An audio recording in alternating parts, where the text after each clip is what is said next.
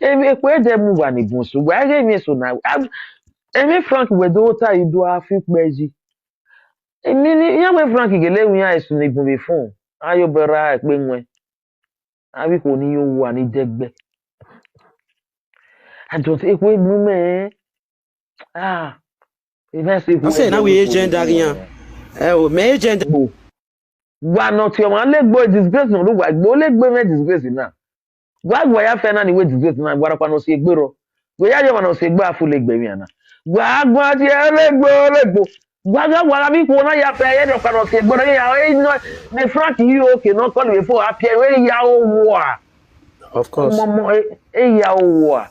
Ige pichi ya bele live video ya e ya owo a. Awala li ya o. Abi mi pa kala dia o. Abi mi o pa ye gbegbegbegbegbegbejo pero. When I manage face of power when in the picture again, I don't do another to feel what we tell is in the picture. Mommy, nene Frankie, or what is what's your plan? Oh, a Frankie, what is up, Biani? A Frankie, what is because of Frankie, you're not appreciate a miawa, a rien enemy, a rien, what any Frankie. Oh, okay, Franco Marga, na ogoni wa be lurange, another one. Oh, no, you know the cure, equere, organic, I'm not so we sort of water. We sort of water and love your cook where but no book the name even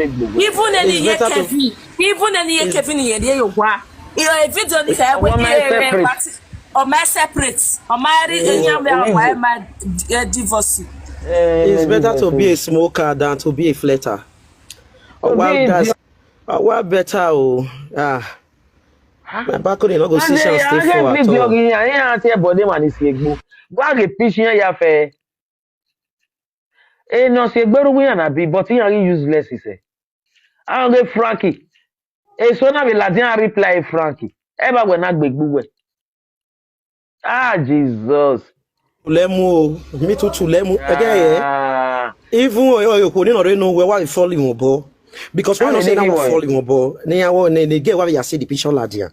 If no say now only why falling on board for you to even call admit, are you okay? We is my sister. You they get no be admit you one thing.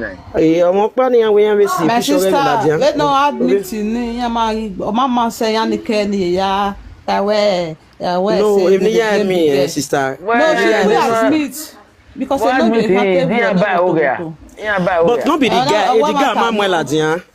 My sister. They won't admit it. Before admitting when we get the offian here, of again if you are safe. Again a woman there offian. Mommy, my main point we are the try man record there or way. No dog way. Way. Also, I don't even know. Okay, you're not a new Frank. Mommy, you're not a wo. On our video call. If Frank can ask record there, you know, when my son, okay, woman get nice when you like that walk every way. When no thing I post getting posted a picture, no get out go and do man to call it no wo where na your passport no that hero nyewe omo done na. But do you know that is against the law? If a Kenyan fight a law, let me tell you sister. Mudia sister, if not saying na tai okuna Frank na. Esivia no way, okay. Omo kan no way. Wa ro bodo we rubbish una do no to agbegwe na wa. Ko wa do you bovia wa. Mention no need no ya do have one on the live video. A law Europe. Anybody not read the well ladia.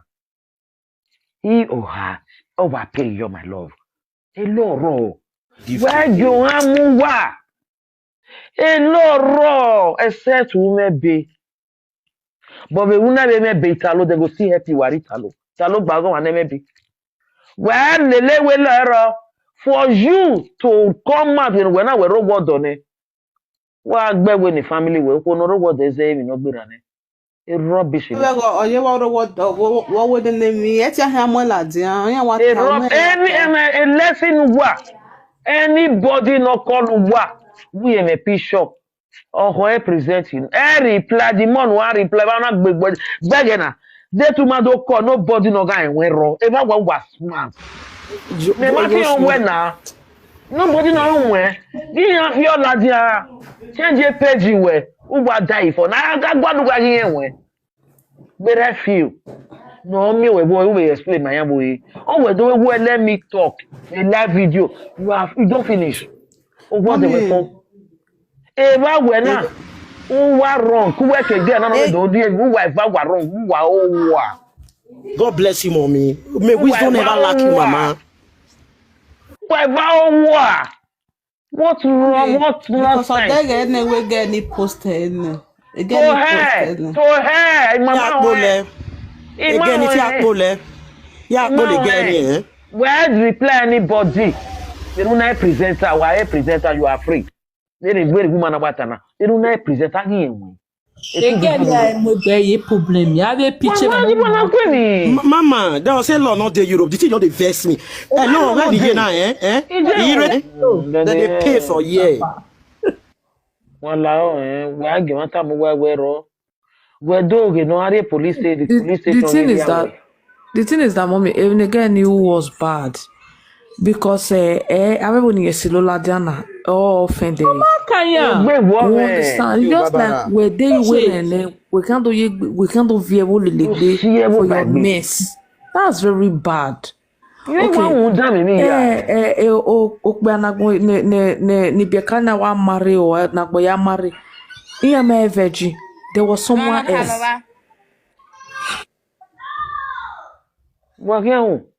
Okay, Rico. I don't understand it. Oh, if I not bad law, won't you waki? Won't you want to neighbor yak bakara? In fact, if I jam ever la leya. Yes, you will. Mama, the chop and the drink you got. Again, big day, almost no. We make you very hard deny the street. I'm going to do like video. You do a mess up. Exactly, mommy. Now make me tell you, they say again, no winning. Mommy, don't help me. Thank you very much, please. I love you, sis. We hear from each other later.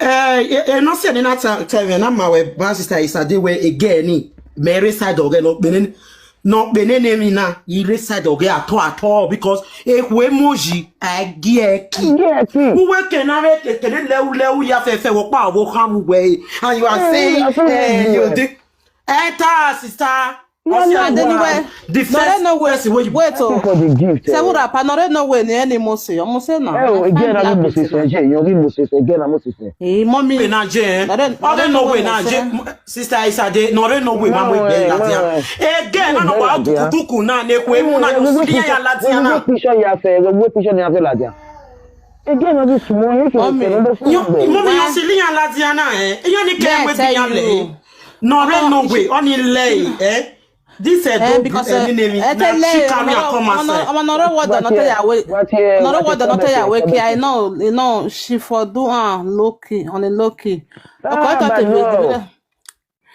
because the mommy I mean the job is only no every night the girl again you watch a video guy oh ya meta mommy baby oh yeah what on our room you wait what take what na ya upon them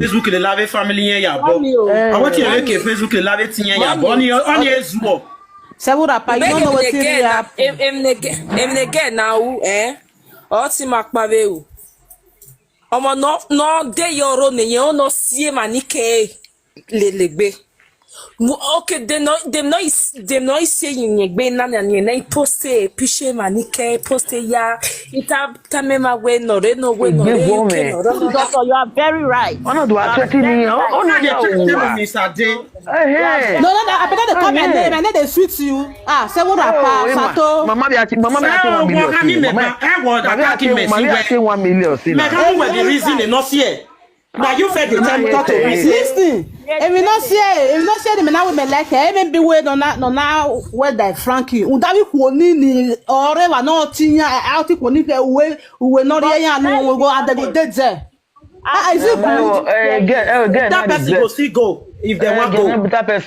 no go. They no go again. As old as Mama Kevi, as old as Mama Kevi, a Frankie now ZJ Kevi.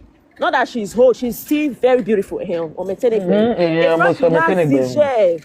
On a ZJ Kevi again. Are you not ashamed of yourself? A side again, a hero. A side side chicken because I did baboy. A side ye Kevi me wa ye be matana banga. No, we ye Kevi me me go anka ye Kevi. Keni me na gwe e ke me na ri upe kan ye Kevi. The first one akere e kaya ro ye Kevi Frank aso ni. Just see what you move when we see ari palo. No ada farobi. E no na e kuma na no ya marry. One at we no condemn e same marriage o Frank. But ye ke me video ni ye Kevi na ta is no ma make sense because o ye eso wo gugu na. Ona working woman out. At least sometimes let me get away where area. Oh, women are wait at every everywhere. But do we get love eh? I think we settle down eh. We settle down. You don't settle down with your love. Where you be go this year everywhere but where even so any but the way me are raising. Some don't respect no bond we are dying because now you make example. Where my baby down with him. At least maybe not no love rubbish. A stupidity when you bring you one na go part 1 part 2 3. A stupidity. Man say stupidity no. When I knew at least a gbena so gather ego. Yeah, they to travel or a family affair or I may meet a week 2 weeks near no last say brainway. Because any now told we no man relax a brain, my sister, your own man. What do I go ni we go away? Because we depressing it. That's true. We're relaxing. Depressing it.